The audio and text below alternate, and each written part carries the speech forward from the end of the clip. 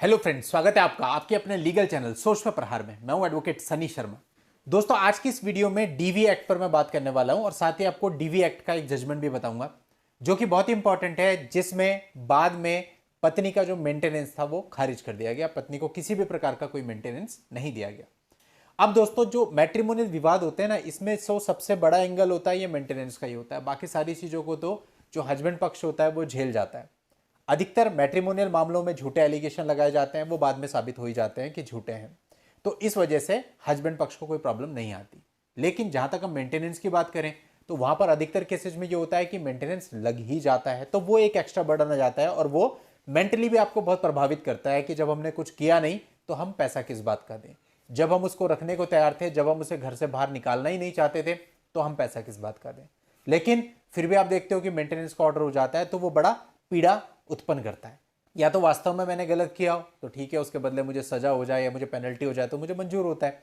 लेकिन जहां मैंने कुछ किया नहीं है, वहां ये सबसे बड़ी प्रॉब्लम होती है। और वैसे देखिए, जो डीवी एक्ट है ना, डोमेस्टिक वायलेंस एक्ट, ये खुद में ये कहता है जब लड़की साबित करेगी कि उसके साथ कोई ऐसी डोमेस्टिक वायलेंस की घटना घटी है, तभी इस एक्ट के अंतर्गत रिलीफ मिल सकता है। या दूसरी तरह से अगर आप इसको कहें तो जब लड़की साबित करेगी कि वो एक एग्रीव्ड पर्सन है, तभी उसको इसके अंतर्गत रिलीफ मिल सकता है।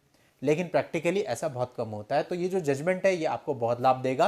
तो फ्रेंड्स, वीडियो बहुत इंपॉर्टेंट है और वीडियो में आगे बढ़ने से पहले आपसे कहना चाहूंगा कि आपने यदि अभी तक भी हमारे चैनल को सब्सक्राइब नहीं किया है तो चैनल को सब्सक्राइब करके नोटिफिकेशन बेल पर जरूर क्लिक कर लें, क्योंकि इस चैनल पर इस प्रकार की लीगल इंफॉर्मेशन मैं आपके लिए लेकर आता रहता हूं। दोस्तों, अभी हम इस पूरे मामले के तथ्य और जजमेंट को समझते हैं। पत्नी ने यहां पर डीवी का केस अपनी ओर से फाइल किया और उसके बाद एक सेक्शन 23 की एप्लीकेशन भी लगा दी इंटरिम मेंटेनेंस के लिए।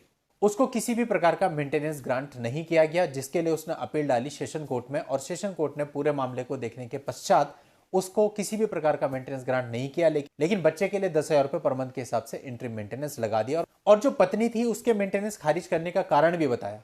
सेशन कोर्ट ने कहा कि जो पत्नी वो वेल क्वालिफाइड है, खुद कमाने की कैपेसिटी रखती है और पास्ट में भी वो अच्छा अर्न करती थी। पहले वो मेट लाइफ इंश्योरेंस कंपनी में काम करती थी, असिस्टेंट प्रोफेसर के पद पर थी, और जब तक बच्चे का जन्म नहीं हुआ था तब तक वो वहां पर काम कर रही थी। ऑलमोस्ट 50,000 पर मंथ वो सैलरी लेती थी और अभी वो जानबूझकर खुद से जॉब नहीं कर रही है। पत्नी ने हालांकि इसका जस्टिफिकेशन दिया, लेकिन उस जस्टिफिकेशन को कोर्ट ने मानने से इनकार कर दिया। कोर्ट ने ये पाया कि वो जानबूझकर अपनी स्वयं की इच्छा से अभी जॉब नहीं कर रही है। और एक चीज मैं आपको और बता देता हूं, माननीय सुप्रीम कोर्ट का जो जजमेंट आया ना, रजनीश वर्सेस नेहा, अगर आप उसकी डीप स्टडी करोगे तो वहां पे भी इस बात को मेंशन किया गया है कि यदि पत्नी out of the choice job नहीं कर रही है, मतलब कि अपनी मर्जी से यदि वो जॉब नहीं कर रही है, तो ऐसे केस में वो मेंटेनेंस की अधिकारिणी नहीं होगी। अब इसके बाद सेशन कोर्ट के निर्णय के बाद ये मामला हाई कोर्ट में गया था। हाई कोर्ट ने भी ये माना कि सेशन कोर्ट का जो फैसला है वो बिल्कुल सही है। 3.5 साल का भी बच्चा है और उसके लिए जो अमाउंट बांधी गई है वो बिल्कुल जस्टिफाइड है। और लेकिन जो पत्नी है उसकी किसी प्रकार की मेंटेनेंस की अमाउंट हाई कोर्ट ने भी बांधने से इनकार कर दिया। तो दोस्तों, इस प्रकार के जजमेंट आपको काफी रिलीफ दे सकते हैं और आपको लोअर कोर्ट में इन सारे जजमेंट्स के बेस पे फाइट करना चाहिए, बहुत बेहतरीन आर्ग्यूमेंट करने चाहिए।